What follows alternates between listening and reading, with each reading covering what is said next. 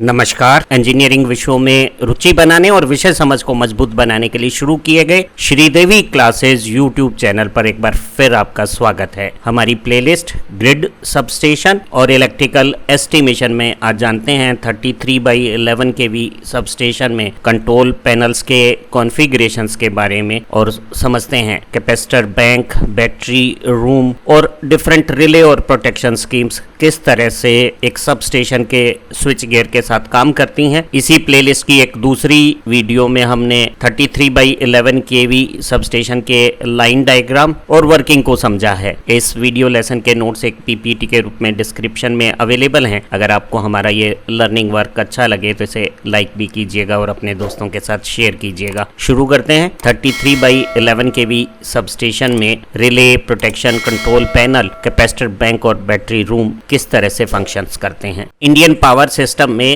सब transmission system की 132 केवी की ट्रांसमिशन लाइन में जो सब ट्रांसमिशन सबस्टेशंस हैं वो 132 केवी लाइन वोल्टेज को 33 केवी लाइन वोल्टेज में स्टेप डाउन कर देते हैं और इस 33 केवी की लाइन से डिस्ट्रीब्यूशन कंपनी का काम शुरू हो जाता है। डिस्ट्रीब्यूशन कंपनी के 33/11 केवी सबस्टेशंस 33 केवी वोल्टेजेस को प्राइमरी डिस्ट्रीब्यूशन के लिए 11 केवी में कन्वर्ट कर देते हैं। हम बल्क कंज्यूमर्स को 11 केवी पे इलेक्ट्रिक कनेक्शंस दे सकते हैं और पोल माउंटेड डिस्ट्रीब्यूशन ट्रांसफॉर्मर्स सबस्टेशंस हैं वहाँ 11 केवी 3 फेज 3 वायर सप्लाई को हम 440 वोल्ट 3 फेज 4 वायर सप्लाईज में कन्वर्ट करके सिंगल फेज कंज्यूमर्स को 230 वोल्ट पे और 3 फेज कंज्यूमर्स को 440 वोल्ट पे एसी सप्लाई के कनेक्शंस प्रोवाइड कर सकते हैं। जो हमारा 33 kV/11 kV का प्राइमरी डिस्ट्रीब्यूशन सबस्टेशन है उसमें बहुत सारे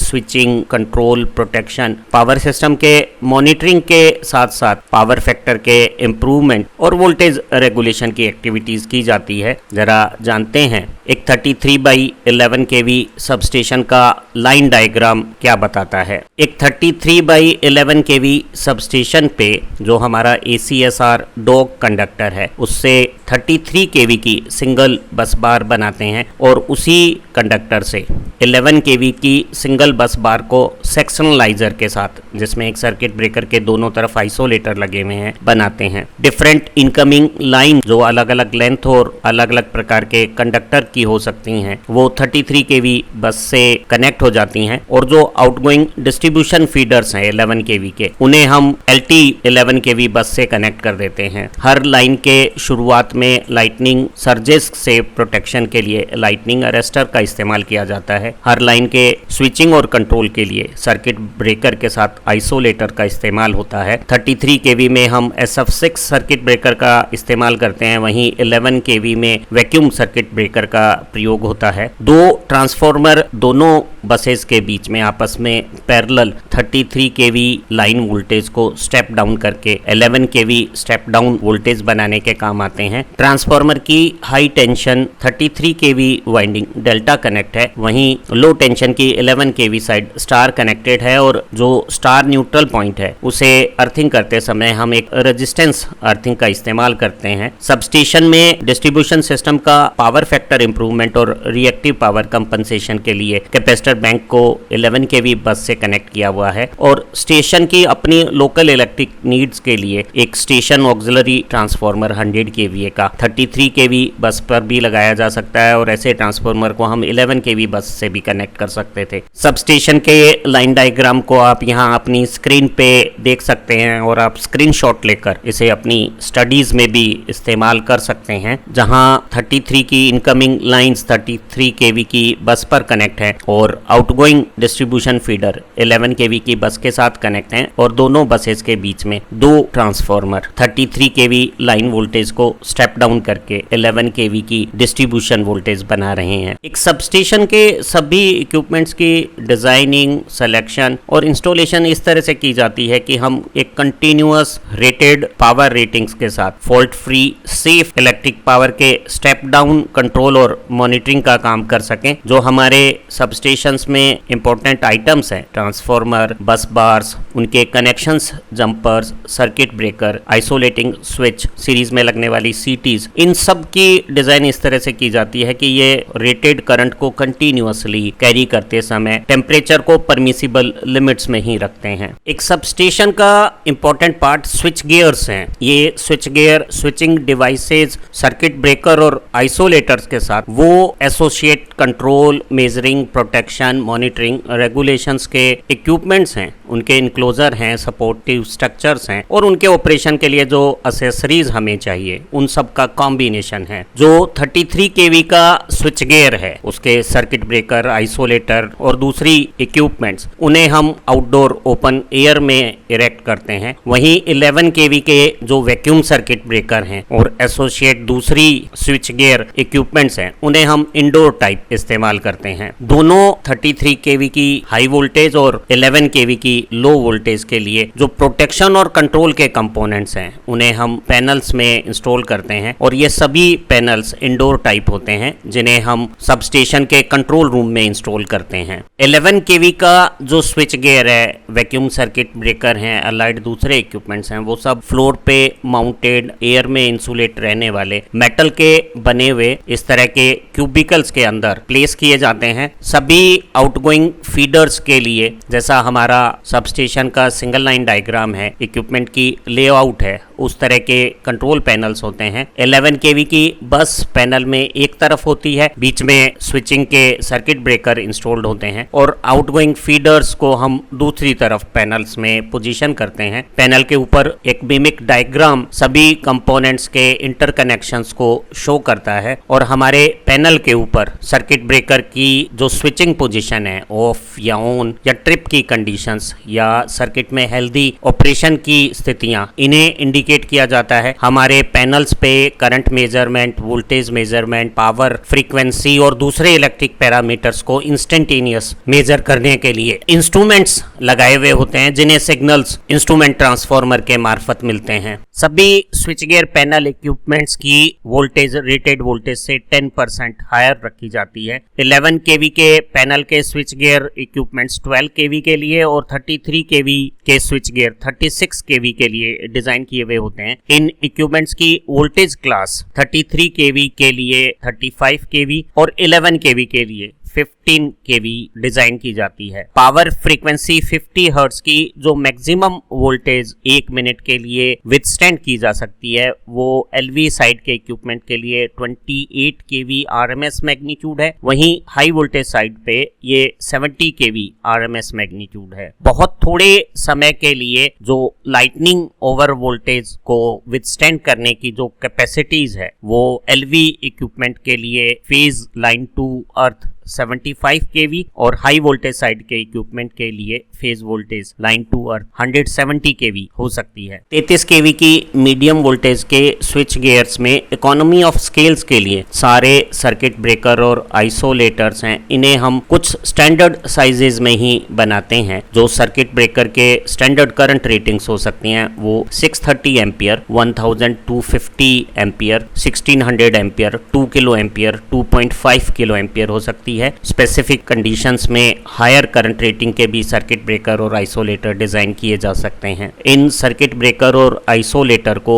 स्पेसिफाइड शॉर्ट टाइम 1 सेकेंड या 3 सेकेंड्स के लिए फॉल्ट की कंडीशंस के करंट को भी विथस्टैंड करना होता है। तो जो short time withstand current capacities हैं, उनकी कैलकुलेशन फॉल्ट करंट कैलकुलेशन से होती हैं और 5 MVA के 2 ट्रांसफार्मर हमारे सबस्टेशन में जब पैरेलल ऑपरेट होते हैं, तो फॉल्ट करंट की कैलकुलेशन के हिसाब से हमें स्विच गियर की short time withstand current rating 10 kilo ampere 3 second के लिए और 1 सेकंड की ड्यूरेशन के लिए सिमिलर टेम्परेचर राइज के कैलकुलेशन के लिहाज से यह कैलकुलेशन 17.3 किलो एम्पियर आती है। स्टैंडर्ड रेटिंग्स के लिहाज से short time withstand capacity 20 kilo ampere के स्विच गियर हमें इंस्टॉल करने चाहिए। सर्किट ब्रेकर में मेकिंग करंट पीक वैल्यूज होती हैं और डीसी ट्रांजिएंट के कारण इसे मेकिंग करंट से 2.5 टाइम्स लिया जाता है। तो हमारे केस में सर्किट ब्रेकर में peak making current capacity 50 kilo ampere होनी चाहिए। हालांकि पावर सिस्टम को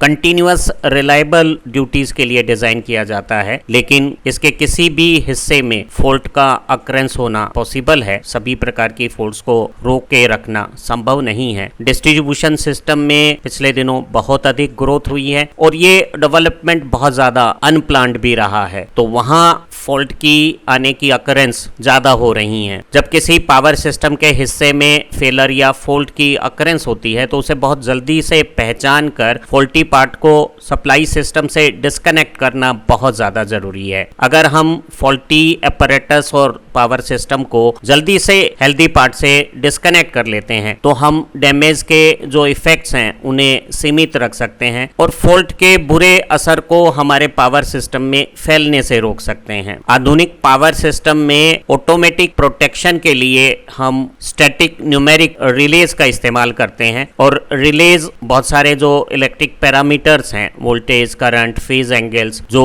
फॉल्ट के दौरान बदल जाते हैं उनको मॉनिटर करके उनकी कंडीशन से फॉल्ट के बारे में इंडिकेशंस प्रोवाइड कर सकती हैं। रिले के सिग्नल से कोई सर्किट ब्रेकर फॉल्टी पार्ट्स को हेल्दी पार्ट से डिस्कनेक्ट करने का काम कर सकता है। सर्किट ब्रेकर के ऑपरेशन को हम रिमोट मैनुअल स्विचिंग से भी कर सकते हैं। रिले में कुछ कॉइल्स हैं जिन्हें हम इंस्ट्रूमेंट ट्रांसफार्मर जो हमारे सीटी और पीटीज हैं उनसे जो इलेक्ट्रिकल सिग्नल्स आते हैं उनसे एनर्जाइज करते हैं और जब फॉल्ट की कंडीशंस पावर सिस्टम में आती हैं तो प्रोटेक्टिव रिले इलेक्ट्रिक पैरामीटर में होने वाले चेंजेस को सेंस करके एक ट्रिप सिग्नल को सर्किट ब्रेकर को भेजती है और उस ट्रिप सिग्नल से सर्किट ब्रेकर ऑपरेट होकर फॉल्टी पार्ट को हेल्दी सिस्टम से आइसोलेट कर देता है। इस तरह की रिलेज को हम मेटल क्लेड पैनल्स में कंट्रोल रूम के अंदर एस्टेब्लिश करते हैं और जो हमारे एलटी डिस्ट्रीब्यूटर हैं जहां रिंगमैन्स बनती हैं उनकी रिंगमैन यूनिट के कंट्रोल पैनल्स में भी रिलेज लगाई जाती है। हमारे पावर सिस्टम में प्रोटेक्शन के लिए अनेक प्रकार की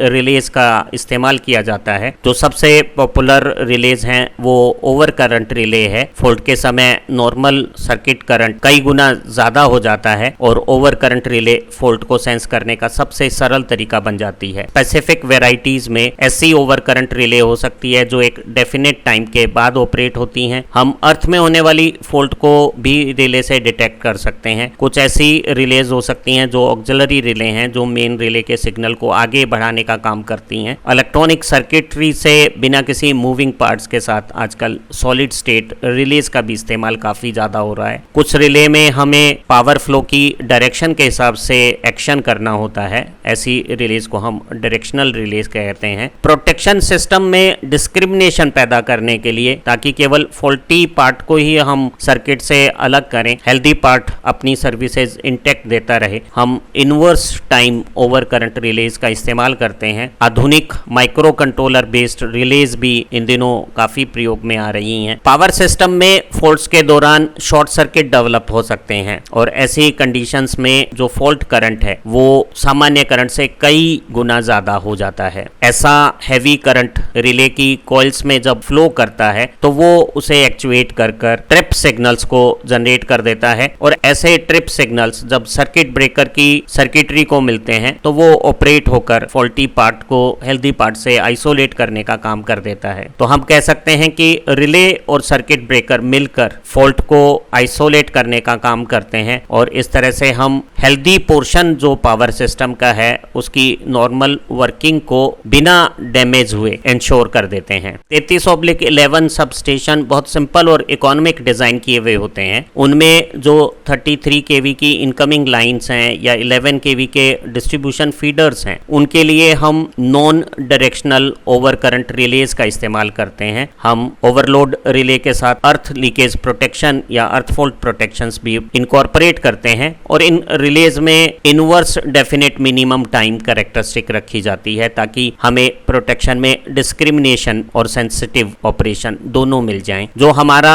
स्टेशन ट्रांसफार्मर है छोटा 100 kVA का, उसे प्रोटेक्ट करने के लिए टैंक में वेंट पाइप है। हाई वोल्टेज साइड में हम हॉर्न गैप फ्यूज का प्रोटेक्शन इस्तेमाल कर रहे हैं, वहीं एलवी साइड में हम HRC फ्यूज का प्रोटेक्शन इस्तेमाल कर रहे हैं। जो हमारे पावर ट्रांसफार्मर हैं छोटे 7.5 MVA तक के डिस्ट्रीब्यूशन सब स्टेशंस में, उनकी हाई वोल्टेज साइड्स पे हम ओवरलोड के लिए और अर्थ फॉल्ट प्रोटेक्शंस के लिए रिलेज का इस्तेमाल करते हैं। वहीं एलवी साइड्स में भी इसी तरह की रिलेज का इस्तेमाल प्रोटेक्शन के लिए किया जाता है। ट्रांसफार्मर के मेन टैंक और कंजर्वेटर के बीच में जो पाइप है उसमें एक बुकोल्स रिले का इस्तेमाल करते हैं। जो ऑनलोड टेप चेंजर्स है उसके भी कनेक्शन में बुकोल्स रिले का इस्तेमाल किया जाता है। इसके अलावा हम ऑयल के टेम्परेचर के इंडिकेशन और वाइंडिंग के टेम्परेचर के इंडिकेशन से भी प्रोटेक्शन ट्रांसफार्मर का अचीव करते हैं। डिस्ट्रीब्यूशन सिस्टम पे जो पावर सिस्टम का लोड है वो इंडक्टिव नेचर का है और लोड वेराइंग नेचर भी रखता है। डे में मॉर्निंग आवर्स में और लेट इवनिंग आवर्स में जो दो पीक हैं उसके अलावा लोड डिस्ट्रीब्यूशन ट्रांसफार्मर में कम रहता है। जो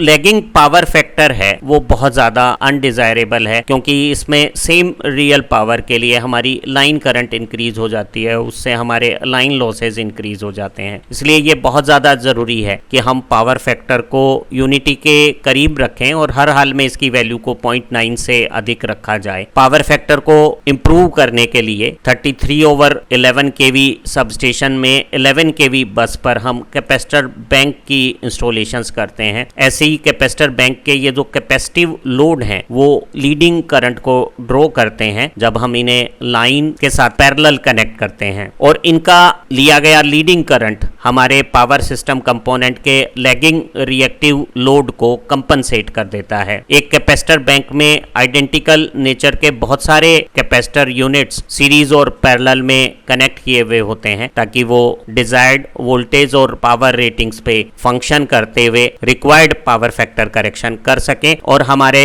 सिस्टम के पावर फैक्टर को मेंटेन करने के साथ साथ वो सबस्टेशन की वोल्टेज प्रोफाइल को भी रेगुलेट करने का काम करते हैं। शंट कैपेसिटर बैंक के कैपेसिटर्स में कोई मूविंग पार्ट नहीं है। एक अच्छे डाइलेक्ट्रिक मटेरियल के दोनों तरफ जो कंडक्टिव मटेरियल के कॉम्बिनेशन से जो कैपेसिटर्स बनते हैं उनकी इनिशियल कॉस्ट और मेंटेनेंस कॉस्ट दोनों बहुत कम है और इन्हें लगाना भी बहुत आसान है। ये बहुत कॉम्पैक्ट, रिलायबल और एनर्जी एफिशिएंट हैं। सच बताएं तो capacitor bank power factor improvement करने का सबसे इकोनॉमिक ऑप्शन है जो हम इस्तेमाल करते हैं। एक शंट कैपेसिटर बैंक के कैपेसिटर्स को हम ऑटोमेटिकली एक पावर फैक्टर कंट्रोलर पैनल से कंट्रोल कर सकते हैं। इस पैनल में जो हमारी सीटी और पीटी से पावर फैक्टर के सिग्नल्स आ रहे हैं उनकी मदद से एप्रोप्रिएट कैपेसिटर साइज का कनेक्शन 11 kV बस पर कर दिया जाता है। एक capacitor duty vacuum circuit breaker का इस्तेमाल हम कैपेसिटर बैंक को 11 kV बस से कनेक्ट करने के लिए करते हैं। ऐसी शंट कैपेसिटर बैंक से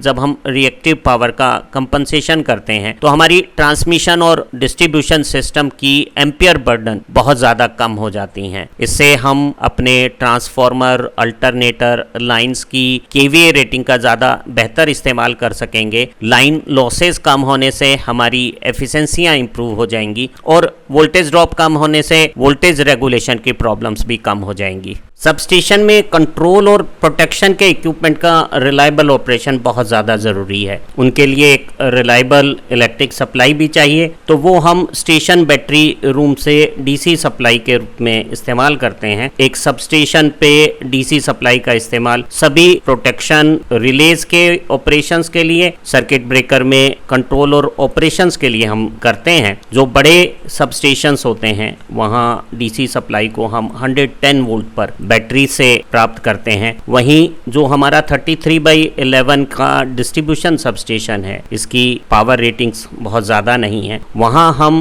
पावर सिस्टम के कंट्रोल और ऑपरेशन के लिए डीसी सप्लाई को 30 वोल्ट पर इस्तेमाल करते हैं और इस डीसी सप्लाई का इस्तेमाल हम सभी प्रकार की इंडिकेशंस के लिए, हमारे सर्किट ब्रेकर के ट्रिपिंग ऑपरेशन और रिले के सेंसिंग ऑपरेशंस के लिए करते हैं। हमारा बैटरी रूम एक सेपरेट एक बैटरी चार्जर से इक्विप्ड होता है। इस बैटरी चार्जर को हम स्टेशन ऑक्सिलरी ट्रांसफार्मर से हमारी जो लो वोल्टेज की 440 वोल्ट की 3 फेज सप्लाई है उससे एनर्जाइज करते हैं और इसके डीसी आउटपुट से बैटरीज को चार्ज करने का काम करते हैं। जब बैटरियां फुली चार्ज कंडीशंस पे हैं तो उनकी वोल्टेज को मेंटेन करने के लिए हमारा चार्जर फ्लोट चार्जर के बतौर काम करने लगता है। सबस्टेशन के सभी प्रोटेक्टिव इक्विपमेंट्स, रिले, ब्रेकर के ट्रिप मैकेनिज्म, उन्हें हम बैटरी की डीसी सप्लाई से कनेक्ट रखते हैं। सबस्टेशन पे हम 15 बैटरीज को सीरीज में कनेक्ट करते हैं। हर बैटरी की वोल्टेज 2 वोल्ट से हम 30 वोल्ट का बैटरी बैंक बना लेते हैं। इस पूरी 30 वोल्ट की बैटरी बैंक की total ampere hour capacity 150 ampere hours है। जो बैटरी चार्जर है वो हमेशा बैटरी बैंक से कनेक्ट रहता है और चार्जर में बूस्ट और फ्लोट चार्जिंग दोनों की फैसिलिटीज अवेलेबल हैं। बैटरी रूम में बैटरी की मेंटेनेंस के दौरान सभी सेल्स को क्लीन किया जाता है। जो बैटरी में डिस्टिल वाटर है उसे मार्क लेवल तक टॉप अप किया जाता है। सभी बैटरी के टर्मिनल्स हैं, चार्जर के कनेक्शंस हैं, उनकी टाइटनेस को इंश्योर रखा जाता है और सभी कॉन्टैक्ट्स के ऊपर पेट्रोलियम जेली भी लगा देते हैं ताकि सल्फेशन से जो हमारे कॉन्टैक्ट में प्रॉब्लम्स आती हैं वो प्रॉब्लम्स ना आवे। उम्मीद है आज की इस इंफॉर्मेटिव वीडियो लेसन से आपको 33/11 केवी डिस्ट्रीब्यूशन सबस्टेशन पे स्विच गियर के कंट्रोल पैनल की वर्किंग, कैपेसिटर बैंक के फंक्शंस, रिले और प्रोटेक्शन स्कीम्स को, बैटरी रूम में क्या